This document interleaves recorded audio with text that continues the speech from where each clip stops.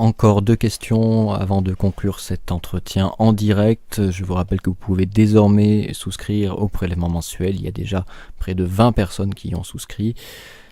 Deuxième question, bonsoir Monsieur Asselineau, petite question. Au niveau écologique et biologique, avez-vous prévu des lois pour permettre à tous les agriculteurs particuliers d'utiliser des variétés anciennes ?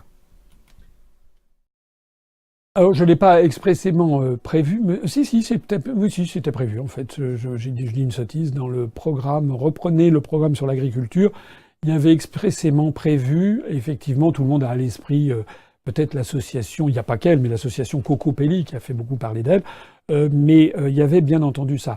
De façon générale, l'une des philosophies de notre mouvement politique, c'est la liberté, et c'est également, comment on pourrait dire, le refus de l'ultra-marchandisation du monde. Voilà.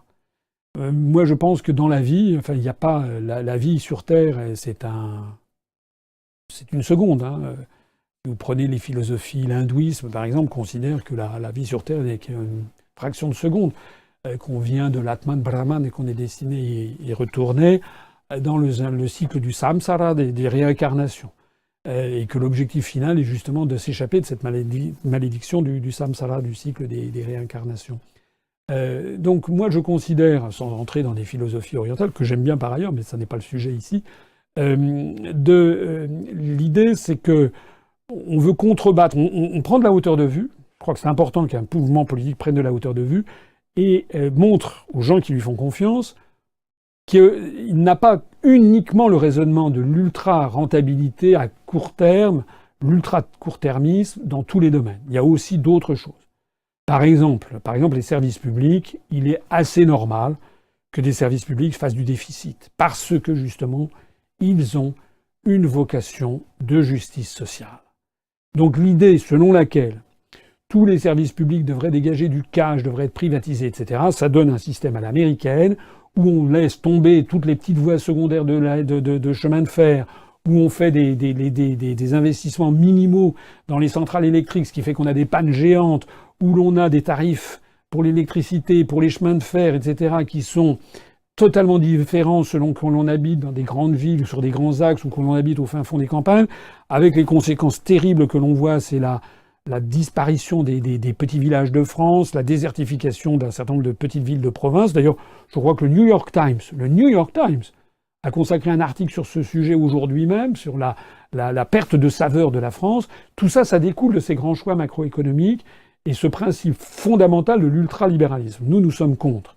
Nous voulons des services publics à la française qui assurent notamment l'égalité entre les Français selon les territoires et qui assurent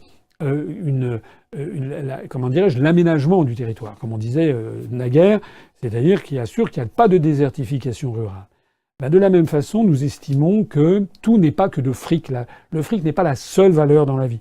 Il y a d'autres valeurs qui sont très importantes et qui, ça c'est mon intuition personnelle qui me le dit, je pense de plus en plus vont s'imposer dans le débat politique dans le monde occidental. Parce le monde occidental, en fait, court à sa perte parce qu'il a perdu, en fait, un certain nombre de valeurs spirituelles, transcendantes. Alors je dis pas ça pour faire de la religion.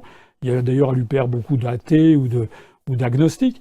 Mais tout le monde convient que, me semble-t-il, qu'il y a un problème fondamental de valeurs dans le monde occidental aujourd'hui. Pourquoi tout ça ? Une fois que vous avez eu 10 tablettes électroniques, que vous avez eu 15 iPhones, que vous avez eu 25 paires de jeans, que vous êtes allé 15 fois à Marrakech ou en Thaïlande, que vous avez... Il y a un moment à partir duquel, je parle pour les plus fortunés, mais il y a quand même beaucoup de Français qui ont accès à ça, il y a un moment à partir duquel, aux alentours de 35, 40 ans, un peu plus, il y a des gens où on ressent un vide existentiel. Hein. Donc, ce vide existentiel, moi je le vois, je reviens de Polynésie, ça n'est un secret pour personne, et c'est un voyage vraiment fantastique d'aller en Polynésie, non seulement parce que les paysages y sont admirables, et à nulle part ailleurs au monde on ne trouve quelque chose de comparable à Bora Bora ou aux atolls des Tuamotu, mais il y a aussi autre chose. Moi j'étais sur l'atoll de Arotua, à 3 heures de bateau de Rangiroa, c'est vraiment très perdu. C'était une société qui prête à philosophie parce que Il y a le ciel, il y a la mer, le lagon, et puis il y a une bande de terre, de corail, avec des cocotiers, et puis c'est tout. Et les gens vivent de la pêche et également de la culture des huîtres perlières, des perles de Tahiti. Il n'y a quasiment pas d'électricité, il y a très très peu d'électricité. Donc il y a le soir, dans les quelques rues du principal village, où il y a quelques centaines de personnes, il y avait pas, on n'entendait pas la télé, il n'y a pas Internet, il n'y a pas la radio. Alors c'est presque monacal, hein. C'est un continent assez métaphysique quand on y réfléchit. C'est pas un club méditerranéen géant, la Polynésie. Dès qu'on sort de Tahiti, qu'on va dans les îles un peu éloignées, on a presque une atmosphère presque monacale, ou d'ashram pour parler comme en Inde, et où on retrouve quoi? On retrouve des gens qui se parlent. On retrouve ce qui se passait dans les campagnes en France dans les années peut-être 1860 ou 1920, c'est-à-dire sur le pas de la porte, vous aviez des gens qui se parlent, vous parlez, vous croisez des gens, les Polynésiens sont extrêmement gentils, on vous dit bonjour, tout le monde se tutoie, on s'embrasse, c'est tout à fait autre chose. Voilà. Alors je dis pas que c'est comme ça que doit devenir la France métropolitaine, mais il y a quelque chose quand même à retirer de ces sociétés, y compris sur la République, qui sont restées un peu à l'écart de l'hyperconsommation qui est actuellement la nôtre. Alors excusez-moi de tous ces détours, ce sont des considérations, mais je vous livre le fond de ma pensée. Je pense qu'un parti politique comme le nôtre doit intégrer cette sensibilité-là dans son optique, dans sa vision des choses et sa vision du monde. C'est la raison pour laquelle vous pouvez me faire absolument confiance. Je suis révolté, même plus que ça, par l'idée du brevetage du vivant. Moi, j'oublie pas que quand j'étais petit, j'avais mon grand-père il avait son petit jardin dans sa maison, et puis il plantait des laitues, il plantait des pommes de terre, il plantait des carottes. Et puis voilà, et puis il y avait deux cerisiers dans son jardin. Et quand on est un enfant, quand on a 7 ans, 8 ans, il n'y a rien de meilleur au monde que de manger sur l'arbre les cerises ou de cueillir les fraises que son grand-père a plantées. L'idée que désormais il faille acheter chaque année des semences qui auraient été brevetées est un véritable scandale et qui est contraire tout simplement à la vie et à la gratuité de la vie.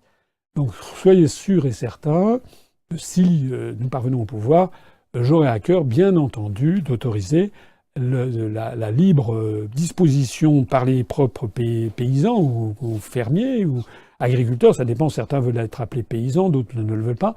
Bref, toutes les personnes, y compris d'ailleurs ceux qui travaillent dans la permaculture, d'utiliser leurs propres semences, d'utiliser les semences anciennes et d'interdire le brevetage du vivant, c'est-à-dire que s'il y a des sociétés qui veulent vendre des graines libres à elles, mais qu'elles n'imposent cette vente à une espèce de vente forcée, ça c'est absolument hors de question.